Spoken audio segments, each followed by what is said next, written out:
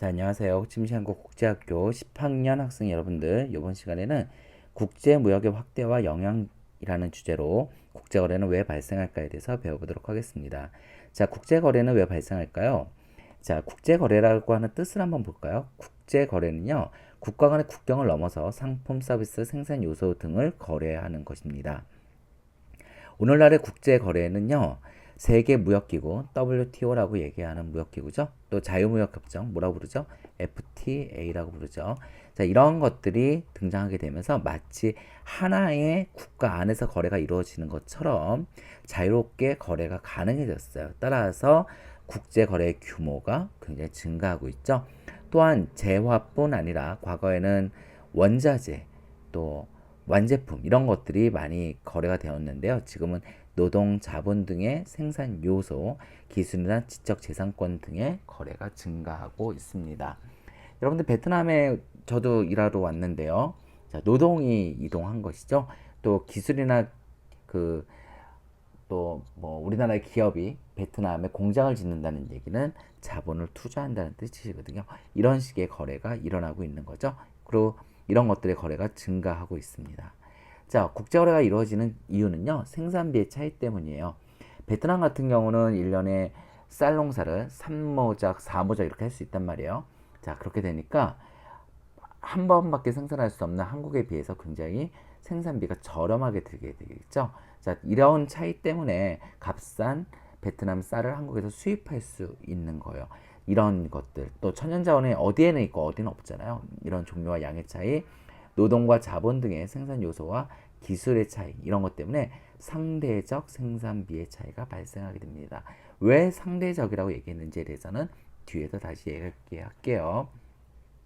자, 그러다 보니까 국제 분업이 발생하게 되는 거죠. 더 적은 더 비용으로 만들 수 있는 어떤 나라에서 물건을 만들어서 비싸게 생산해야 되는 나라에 수출하고, 또 그 나라는 상대적으로 더 싸게 만들 수 있는 것을 만들어서 이 나라에 수출하고, 이러다 보니까 서로 자신이 기회비용이 작은 재화와 서비스에 특화해서 교환하게 되면 이익이 발생한다고 하는 이론이에요.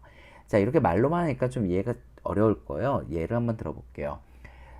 어떤 나라에서 갑이라고 하는 나라에서는 자동차와 의류를 생산하는데, 자동차 생산하는 데는 50, 의류를 생산하는 데는 100원이 들어요.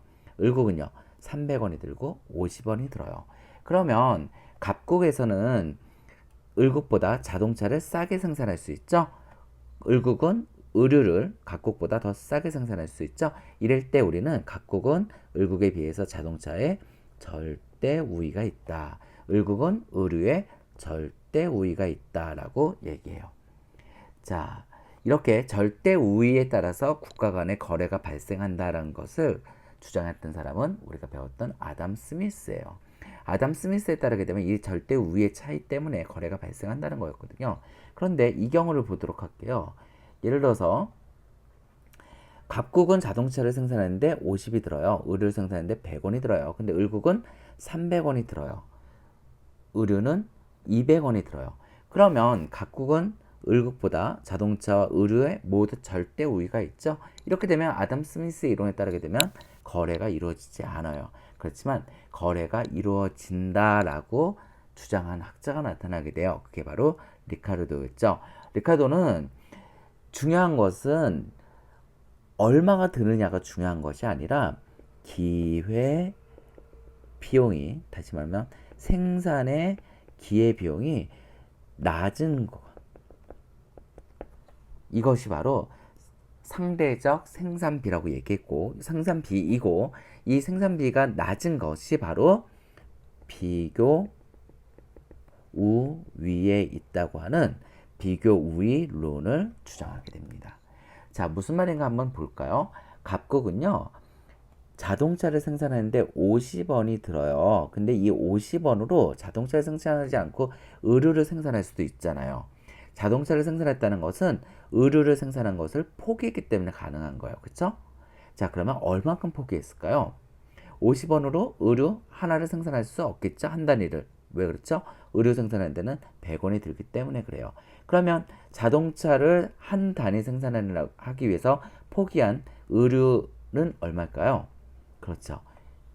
100분의 50, 2분의 1만큼의 의류를 포기했겠죠. 반면에 을국은요. 자동차 하나 생산하는데 300원이 들어요. 근데 의류 생산하는 데는 200원만 들어요. 그러면 300원으로 자동차를 생산하지 않고 의류를 생산했다 그러면 얼마만큼 생산할 수 있을까요? 한 단위보다 더 생산할 수가 있겠죠. 한 단위를 생산하고선도 100이 남으니까 2분의 1만큼을 더 생산할 수 있겠네요. 그쵸? 자, 그러면 생산비는 자동차는 분명 값이 쌌죠. 그런데 기회비용을 보게 되니까 을국보다 값이 확실히 싸네요. 그쵸? 2분의 1만큼의 의류를 포기한 반면에 을국은 1과 2분의 1만큼의 의류를 생산했으니까요. 각국의 의류를 보도록 합시다. 각국의 의류는 100원이 들어요. 근데 100원 갖고 자동차를 생산하면 자동차 한 대를 생산할 수 있을까요? 당연히 생산할 수 있죠. 자동차는 50원밖에 안 드니까요.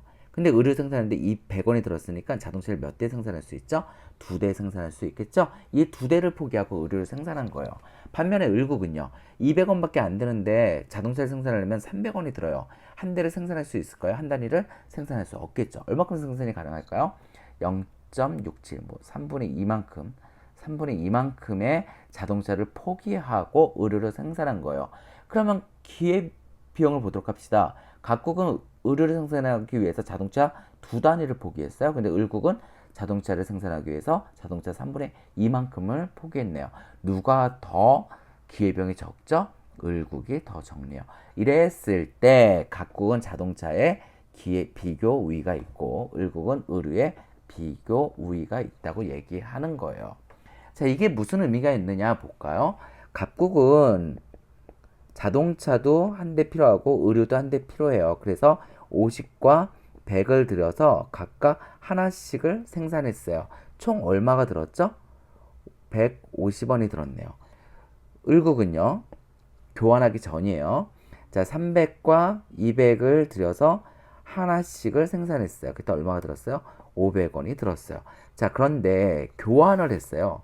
교환을 하기로 했어요. 그러고 나서 보니까 어떻게 해요? 갑국은 100원을 들여서 자동차를 2대 생산해요. 2단위. 그리고 의류는 생산하지 않죠? 을국은요. 자동차는 포기하고요. 400만큼이 들여서 의류를 2개 생산했어요. 그리고 하나씩 나눠 가졌죠. 그러고 났더니 하나씩이 이렇게 생겼어요. 자, 각국은 돈이 얼마 들었어요? 100원. 을국은 얼마 들었어요? 400원. 원래는 얼마 들어야 돼요? 150원. 얼마 남았어요? 50원. 을국은 원래는 얼마가 들어요? 500원. 근데 지금 얼마 들었어요? 400원. 얼마 남았어요? 100원. 자, 서로에게 무역을 하니까 이득이라는 얘기죠. 자, 이런 이유 때문에 국제 거래가 이루어진다고 볼 수 있습니다. 여러분들은 학생들 중에서 보게 되면 이렇게 이것저것 잘하는 학생들이 있죠. 근데 살면서 보다 보면은 그 중에서도 더 비교 우위에 있는 것이 있을 거예요. 그것을 특허하고 다른 것은 다른 사람의 노동과 교환하게 되면 서로에게 이득이 발생하겠죠. 자, 수업 시간에 이 부분에 대해서 다시 조금 더 자세하게 하도록 하겠습니다. 수고하셨습니다.